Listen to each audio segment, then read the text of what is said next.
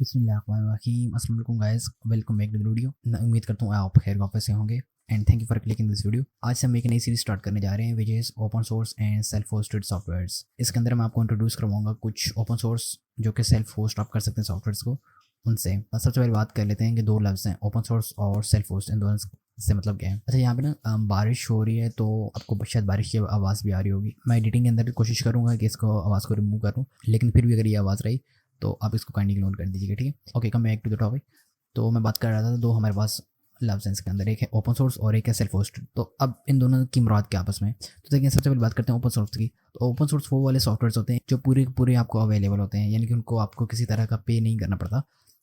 पूरे का पूरा सोर्स कोड उनका अवेलेबल होता है गिटहब या किसी भी रेपोजिटरी के ऊपर, फ्री टू यूज़ होते हैं। तो आप बेसिकली फ्री में यूज़ कर सकते हैं उनको, आपको किसी तरह का पे नहीं करना पड़ता। और दूसरी बात करते हैं सेल्फ होस्ट। इसका क्या मतलब है, तो जब भी हम कोई एक सॉफ्टवेयर बनाते हैं तो उसके बाद हमें उसको डिप्लॉय करना पड़ता है किसी मशीन के ऊपर, और मशीन पे डिप्लॉय करने के बाद हमें बहुत सारे फैक्टर्स यहाँ पे इन्वॉल्व हो जाते हैं। एक तो कॉस्ट का हो जाता है कि हमें मशीन के चार्जेस पे करना पड़ते हैं। अगर मैं इसको थोड़ा सा और आसान करूँ तो लेट्स सपोज मैंने एक सॉफ्टवेयर बनाया और अब उस सॉफ्टवेयर को मैंने यूज़र्स को प्रोवाइड करना है, तो मुझे फर्स्ट ऑफ ऑल उसको डिप्लॉय करना पड़ेगा किसी मशीन के ऊपर। अब जब भी यूज़र उसको एक्सेस करेगा ना, तो बीच में कुछ फैक्टर्स हैं, लाइक एक तो अगर तो वो पेड है तो यूज़र को फर्स्ट ऑफ ऑल पे करना पड़ेगा। फिर सबसे बड़ा फैक्टर है सिक्योरिटी, के जहाँ पे यूज़र उस सॉफ्टवेयर को एक्सेस कर रहा है तो वो जिस मशीन के ऊपर वो वाला सॉफ्टवेयर डिप्लॉय हुआ है उसके सिक्योरिटी फैक्टर्स भी यहाँ पे इन्वॉल्व होते हैं कि आया कि वो मशीन सेफ भी है या नहीं है। लेट्स वो यूज़र वहाँ पे कुछ चीज़ें अपलोड कर रहा है, डाउनलोड कर रहा है, तो वो चीज़ें सेफ भी हैं या नहीं है। तो सेल्फ होस्ट जो सॉफ्टवेयर होते हैं वो हमें अलाउ करते हैं कि ठीक है, आप किसी भी मशीन के ऊपर डिप्लॉय करने बजाय आप उन सॉफ्टवेयर्स को अपने सिस्टम के ऊपर डिप्लॉय कर लो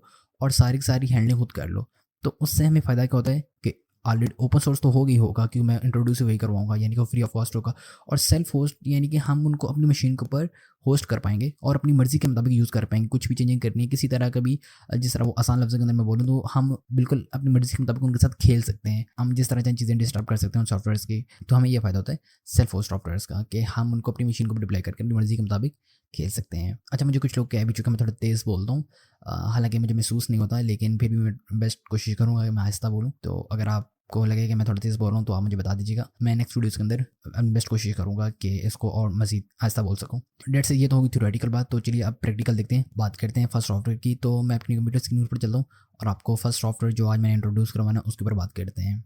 ओके, तो अब आ गया अपनी कंप्यूटर स्क्रीन पर। तो हम क्या करते हैं, सबसे पहले अपने ब्राउज़र के अंदर चलते हैं और यहाँ पे आपने सबसे पहले टाइप करना है स्टिलिंग PDF।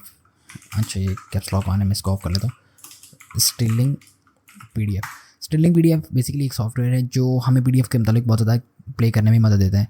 मैं इसके ऊपर पूरी तफसील से बात करता हूँ, लेकिन सबसे पहले देखें हमारे पास इसकी गिटहब रेपो है, तो मैं इसके ऊपर क्लिक करता हूँ और ये इनकी ऑफिशियल वेबसाइट है, मैं इसको भी साथ में ओपन कर लेता हूँ। तो गिटहब के ऊपर आप आएंगे, यहाँ पे इसका पूरा सोर्स कोड आपको अवेलेबल होगा और यहाँ पे ये इस तरह आप इसकी डॉक्यूमेंटेशन पढ़ भी सकते हैं। और अगर आप इनकी ऑफिशियल वेबसाइट के ऊपर आएंगे तो यहाँ पे कुछ इस तरह का है कि पावरफुल PDF टूल और सिक्योर एंड रिलायबल एंड सबसे बड़ी बात कि पर्सनलाइज्ड फॉर यू, कि आप अपनी मर्जी के मुताबिक इसमें प्ले कर सकते हैं।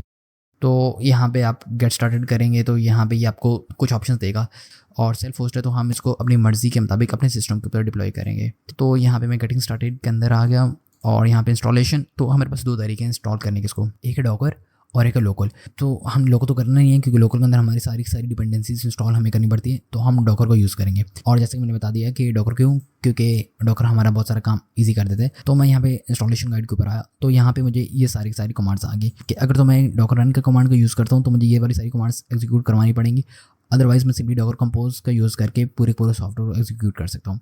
लेकिन मैं यहाँ पे थोड़ी सी गिटहब रेपो के ऊपर आपको आऊँ और यहाँ पे कुछ चीज़ें बता दूँ। तो ये सॉफ्टवेयर बेसिकली करता क्या है, देखिए लेट्स सपोज आप एक सिस्टम के अंदर काम कर रहे हैं, एक कंपनी के अंदर काम कर रहे हैं और वहाँ पे आपको बहुत ज़्यादा PDFs के साथ प्ले करना होता है, बहुत सारे एक्सटेंशन को उसको अंदर कन्वर्ट करना होता है, बहुत कभी मर्ज करना पड़ता है, कभी बहुत सारे PDFs को आपस में ऑर्गेनाइज करवाना होता है, कभी इमेज को PDF में कन्वर्ट करना पड़ता है, कभी PDF को। तो आपको बहुत ज़्यादा टूल्स का यूज़ करना पड़ता है हर चीज़ के लिए। लेकिन स्टिलिंग PDF एक ऐसा टूल है हमारे पास जो हमें सारे ऑप्शंस ये वाले प्रोवाइड करता है एक सिंगल सॉफ्टवेयर के अंदर। हम एक सॉफ्टवेयर यानी कि स्टिलिंग PDF को यूज़ करके ये सारा काम कर सकते हैं एक टूल के अंदर। तो अब इसके इंस्टॉलेशन के ऊपर आते हैं। तो मैं इंस्टेड ऑफ डॉकर रन के बजाय डॉकर कंपोज को यूज़ करूँगा क्योंकि ये मेरा बहुत ज़्यादा काम आसान कर देगा। तो मैंने यहाँ से इसकी पूरी की पूरी इसको यहाँ पे कॉपी कर लेता हूँ। हम आते हैं अपने डेस्कटॉप के ऊपर और यहाँ पे एक फोल्डर बना लेते हैं PDF।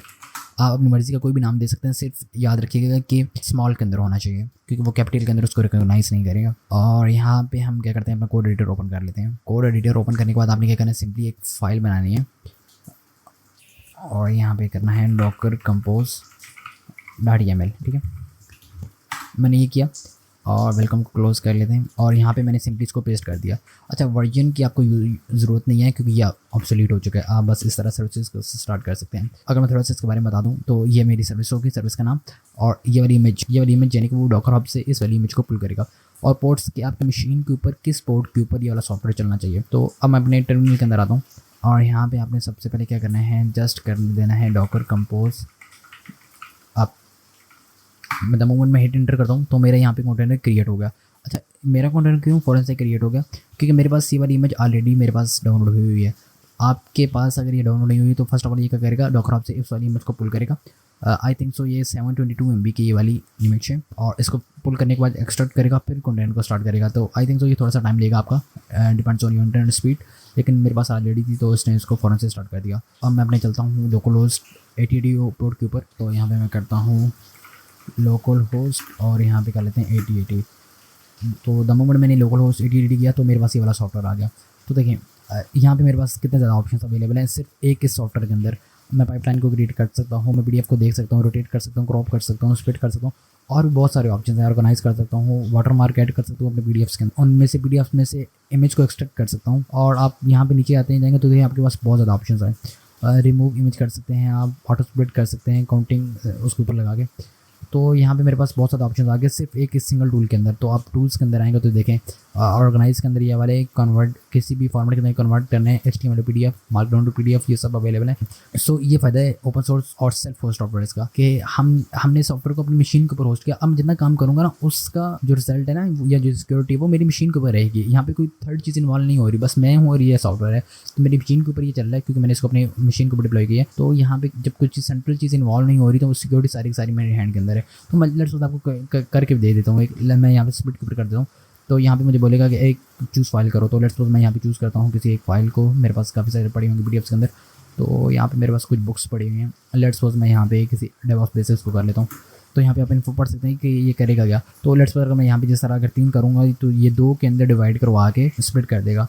तो लेट्स सपोज ये मेरे पास आ गया, यहाँ पे डाउनलोड हो गया। मैं अगर यहाँ पे आता हूँ और यहाँ पे देखें मेरे पास 2 के अंदर डिवाइड हुआ था, डेवॉप्स बेसिक 1 के अंदर आ गया। तो इसको आई थिंक 18 पेज इस तरह 3 ये और 18 जहाँ तक मुझे लगता है इसके होने चाहिए क्योंकि उसके साथ 21 थे टोटल, और ये देखें 18। तो इस तरह हम क्या कर सकते हैं कि अपने PDFs को स्प्लिट करवा सकते हैं, ना कि स्प्लिट बहुत कुछ करवा सकते हैं। तो ये फ़ायदा है ओपन सोर्स सॉफ्टवेयर्स का। सो मैं इस वीडियो को यहीं तक रखता हूँ। आई थिंक सो काफ़ी लंबी हो गई होगी। डेट्स इट, आप इसको एक्सप्लोर करिएगा, इसके और ज़्यादा फंक्शंस को एक्सप्लोर जरूर कीजिएगा। तो चलिए इंशाल्लाह मिलते हैं नेक्स्ट वीडियो के अंदर और मैं आपको इस तरह के और सॉफ्टवेयर्स जो कि सेल्फ होस्ट किए जा सकते हैं उनसे इंट्रोड्यूस करवाता रहूँगा with the passage of time. So that's it and thank you for watching this video. इंशाल्लाह मिलते हैं नेक्स्ट वीडियो के अंदर। तब तक के लिए ख्याल रखिएगा अपना भी और आपको चाहने वालों का भी। अल्लाह हाफिज़।